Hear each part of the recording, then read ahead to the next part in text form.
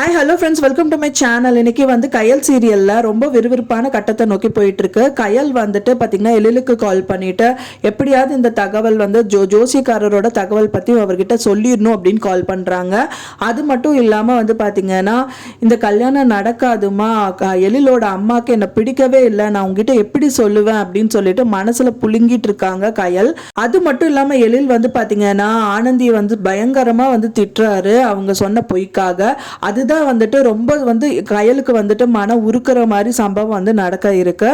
அதுதான் வந்து கம்மிங் எபிசோட்ல வந்துட்டு ரொம்ப விறுவிறுப்பா காமிக்க இருக்காங்க. இப்பதான் நம்ம சேனலை ஃபர்ஸ்ட் டைம் பாக்குறீங்க அப்படின்னா மறக்காம நம்ம சேனலை சப்ஸ்கிரைப் பண்ணிடுறேன். வாங்க நம்ம சேனலுக்குள்ள போலாம். ரொம்பவே பாவமா இருக்காங்க கயல். ஏன்னா பாத்தீங்கன்னா இப்போ வர எபிசோட்ஸ்ல வந்துட்டு ரொம்பவே வந்துட்டு அவங்கள மனசை உருக்குற மாதிரி சம்பவங்கள் நிறைய நடந்துட்டு இருக்கு.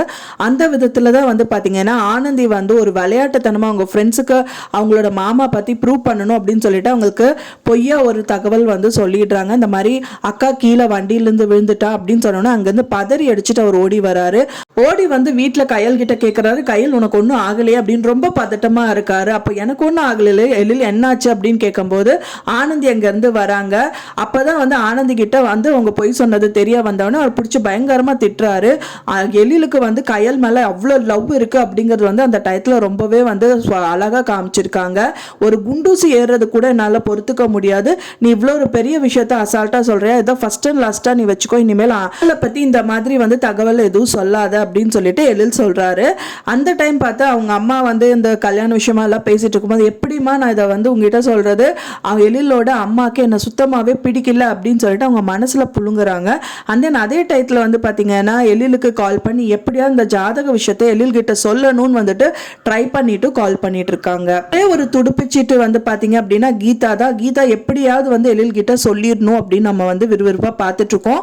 ஒன்னு வந்து கீதா, இன்னொன்னு வந்து அவங்க அம்மா. அவங்க வந்து தீபிகாக்கு கால் பண்றது வீட்டுல வந்து அவர் தெரியாம பாக்கறதுக்கும் சான்சஸ் இருக்கு, இல்ல அவங்க அம்மா மூலியமாவும் தெரியறதுக்கு சான்சஸ் இருக்கு. எப்படியா தெரிய வந்தாதான் இந்த கதை வந்து சூடு பிடிக்கும், இப்ப கல்யாணம் எப்படி நடக்கும் அப்படிங்கிறது வந்து விறுவிறுப்பா காமிப்பாங்க. இந்த மாதிரி வந்து பாத்தீங்கன்னா கயலோட கல்யாணம் நடக்கும், எப்படி எந்த டயத்துல கல்யாணம் நடக்கும் அப்படி நீங்க எதிர்பார்க்குறீங்க அப்படின்னு சொல்லிட்டு எனக்கு மறக்காம கமெண்ட்ல ஷேர் பண்ணுங்க.